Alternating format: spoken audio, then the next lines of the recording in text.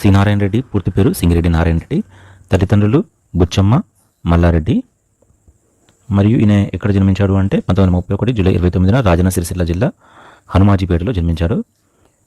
రోచిస్ సిహింద్ర పేరుతో కవితలు కూడా రాశాడు ఈయన. విద్యార్థి దశలోనే ప్రహ్లాద చరిత్ర, సీతాపహరణం వంటి పద్య నాటికలు, బలిశిష్యులు తదితర నాటకాలు రాశారు. 1953లో నవ్వని పువ్వు సంగీత నృత్యం నాటిక ప్రచురమైంది. ఇది ఇతని తొలి ప్రచురణ. ఇతని రచనలు చూసినట్లయితే నాగార్జున సాగరము, అలాగే కర్పూర వసంతరాయలు, విశ్వనాథ నాయకుడు, అలాగే ఋతుచక్రం, జలపదం, ఇంకా రామప్ప ఈయన రచనే, మధ్యతరగతి, మందహాసం, మంటలు మానవులు వెరీ వెరీ ఇంపార్టెంట్, ఉదయం, నా హృదయం. ఇంకా చూసినట్లయితే కలం సాక్షిగా, విశ్వంబర, ప్రపంచ పదులు, మీరాబాయి, నా మాటలో ఏముంది, పగలే వెన్నెల, సోవియట్ రష్యాలో 10 రోజులు, పాశ్చాత్య దేశాల్లో 50 రోజులు, మట్టి మనిషి ఆకాశం, అలాగే భూగోళమంత మనిషి.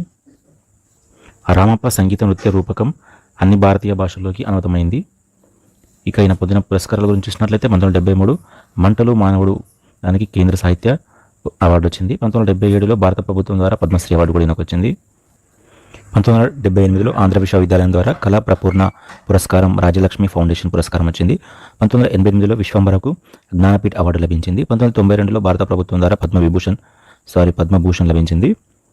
1962లో గులేబా కావాలి కథ సినిమా ద్వారా సినిమా రంగంలో ప్రవేశించి సుమారు 3000కు పైగా పాటలు రాశారు.